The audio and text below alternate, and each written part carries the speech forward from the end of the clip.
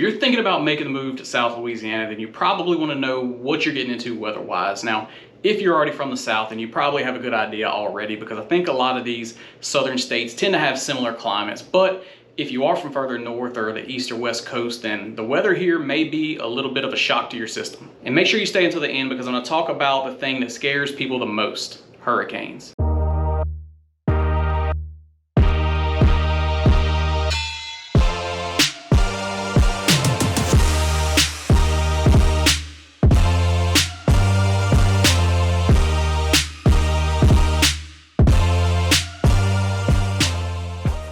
Hey guys, I'm Sean Ramos, and this is Living in Louisiana, where we talk all about everything you need to know when it comes to living in South Louisiana, more specifically the Greater Baton Rouge and surrounding areas. If you haven't done it yet, make sure you subscribe and click that notification bell, because I'm putting out videos every single week and I don't want you to miss anything. Okay, let me give you a brief overview of the climate here in South Louisiana and explain what it's really like. Because of its location and its proximity to the Gulf of Mexico, Louisiana has a humid subtropical climate, and the best way I could describe it would be that we have, shorter, relatively mild winters.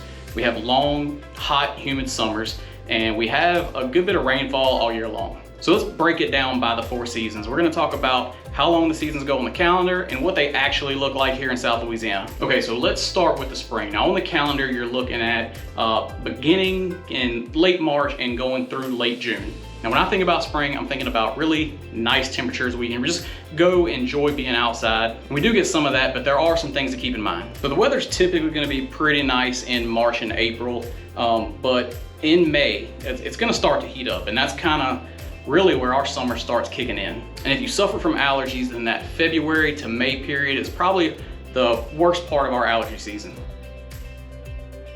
In case you didn't know, I am a licensed realtor in the state of Louisiana, so if there's anything that I can do to help you when it comes to making a move to or making a move in South Louisiana, don't hesitate to reach out. All my information is on your screen right now, and I'm the one that's gonna answer every single call, text, or email that comes through. I love having these conversations with you guys. Now, summer on the calendar actually starts in late June and goes through late September, but like I said, here it's gonna start getting pretty hot in May, and that's when it really starts feeling like summer. Now, June and July into August are definitely gonna be the hottest months. We're gonna be seeing highs in the mid to upper 90s fairly regularly with a lot of humidity, and it's gonna have a heat index of over 100 degrees. When you get into September, and you might start expecting some cooler temperature as summer's starting to wind down some, but not here. Our summer temperatures are kind of gonna go through September and into October. So you're really looking at about 6 months of hot, humid weather here in South Louisiana. Now the humidity is what really kicks it into that next gear, so just be prepared to be wet all the time. So it's either gonna be from the sweat or the afternoon showers you get just about every day during the summer. But just know that you need to stay hydrated. You may go through multiple shirts on some days. You may need multiple showers on some days. Unless you're just inside 24/7, it's hard to get around it. I find that even just standing outside at night sometimes, you'll start noticing that you're sweating. Now on the calendar, the fall season starts late September and goes through late December. And if you're a fan of that fall weather, like I said, don't get too excited into September, because it's gonna stay hot through the month, and it's gonna be hot probably most of October also. Now, October can be hit or miss. It can be really hot, or it can start cooling off, but this is probably when we're gonna start seeing some days where we have highs in the 60s. And Halloween is a crapshoot. You never know what you're gonna get. I've seen plenty of them get rained out. I've seen little kids shedding costumes because they're burning up, and I've seen them walking down the street shivering because they're freezing cold and their costume's not very warm. So for those little kids' sake, maybe don't commit on the Halloween costume too early. Wait a little bit closer to Halloween so you can see what the weather's gonna be. During the fall, I do find that my allergies tend to flare up more. So I would just suggest keeping a big stash of whatever your preferred allergy medicine is, because you're probably gonna need it. For winter, on the calendar, you're talking late December into late March. And just like October, December is really hit or miss. There are gonna be lots of times where you're in shorts and a t-shirt, and then there are gonna be times where you're bundled up and it's freezing cold outside. To me, nothing's worse than Christmas Day, where it's 75 degrees outside and it's sunny and hot. Everybody's dressed in t-shirt and shorts and flip-flops, and it just doesn't feel like Christmas at all. But you never know what you're gonna get in December. Just take now, for example, let me show you what the weather's been like this month in December and what the forecast is coming up. So just last week and the week before, we had highs in the 70s, and it got as hot as 84 degrees. The past 2 days have been rainy and cold, But if you look at the weekend forecast, which does happen to be Christmas for this weekend, we're looking at highs in the 20s and lows in the teens. So it just goes to show exactly what I'm talking about when I say you just don't know what you're gonna get with the weather this time of year. It's a pretty common thing to be cranking up that AC during the day and then cranking up the heater at nighttime. And once we get through December and you get into January and February, you do start seeing cooler temperatures more often. But when I looked back at the temperatures earlier this year, in January we were hitting some days in the 70s, in February we were hitting days in the 80s. And one more note about South Louisiana winters, you're not gonna see a lot of snow here. Matter of fact, it's very rare. So keep in mind that if we do get a little snow or a little ice on the ground, everything's shut down. The bridges are closed, people aren't going to work, kids aren't going to school. Louisiana's just not equipped to handle icy road conditions. I know there are other parts of the country who are well prepared for this, and they have trucks that go out there and salt the roads and that clean up the mess afterwards, but we don't have that here. We just have to wait it out.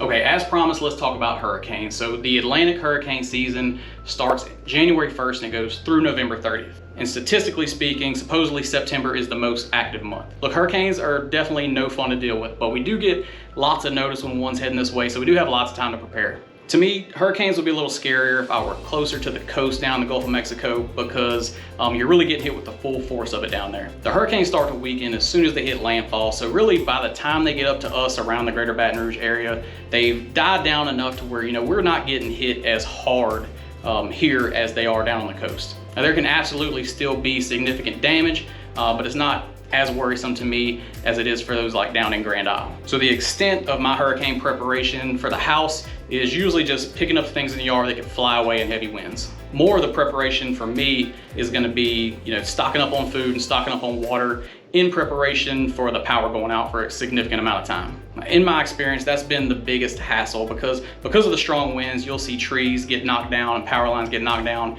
and the power will get knocked out sometimes for a day, sometimes for a few days. It's been a week, and actually last year, Hurricane Ida, we were out of power for 2 weeks, and some people were out even longer than that. So in preparation for that, you're really gonna wanna have a generator of some kind. For Hurricane Ida, we had a gas generator, so we were able to actually hook it into the house and backfeed electricity into the house, so we were really able to run everything like normal except the central air. We actually even had the internet the whole time. But it's great because it keeps your refrigerators and freezers going. You're able to use lights, you're able to have fans, and while you can't run the big central air in the house, you can hook up a window unit or two, and so you're not really suffering in the heat.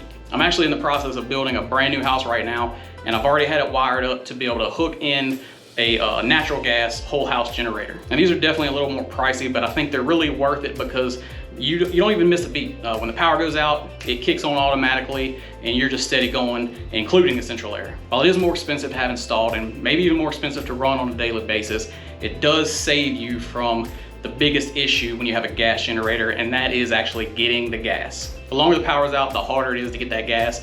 Gas stations start to have shortages, the lines get to be really long. I found myself driving over an hour each way during Hurricane Ida to fill up the gas cans. Again, just something to keep in mind. You don't have to have a generator, but if you don't, it's gonna be hot, it's gonna be miserable, and you'll at least wanna have a friend that has a generator. And what you'll actually see a lot of when a hurricane's heading this way is people prepping for the hurricane parties. I swear here in South Louisiana, alcohol sales go through the roof every time a hurricane's heading this way. So if that's your thing and you're looking for a reason to party, then there you go. But I definitely don't want to make light of it. You can absolutely have significant damage from the hurricanes. Tornadoes can form. After Hurricane Ida, you see lots of tarps on roofs from the shingles getting blown away. There were a lot of trees down everywhere, and it was just a big mess. So if it is something that does worry you, you absolutely have plenty of time to prepare, and you can evacuate, get out of town. So here's the summary. You've got shorter, milder winters. It can get pretty warm during the winter, or it can get really cold. On a 30-degree windy day with a lot of humidity, it can be miserable. It's gonna start warming up early. Spring is gonna come, but it's not gonna stay long. If you have allergy problems, spring can be a pain to get through. Summer's gonna come quick and it's gonna stay for a while. You're looking at least 6 months of pretty hot temperatures with 3 to 4 months of really hot temperatures. It's really humid, you're gonna sweat a lot, and you're gonna get rained on a lot. You're gonna get a little bit of fall, but it's gonna be a mixture. You're gonna have some really hot days in there, and you're gonna have some really nice days in there, so just be prepared for both. While hurricanes are something to keep an eye on, to me, of all the natural disasters that are out there, I'll take that one over the others. I hope you guys found this helpful to know what you're getting into if you're coming down here, and if you are making a move, don't forget to reach out. I am a licensed realtor in the state of Louisiana. All my info is on your screen right now. I am the guy that's gonna answer every call, text, or email that comes through. So it doesn't matter whether you're making a move now or you're thinking about doing something in the future. Let's just get the conversation started. There's absolutely no pressure and no obligation. And don't forget, if you haven't done it yet, go ahead and subscribe and click the notification bell, because I'm putting out videos every week that are all about moving to and living in South Louisiana. I hope you guys have a great rest of your day, and I'll see you on the next one.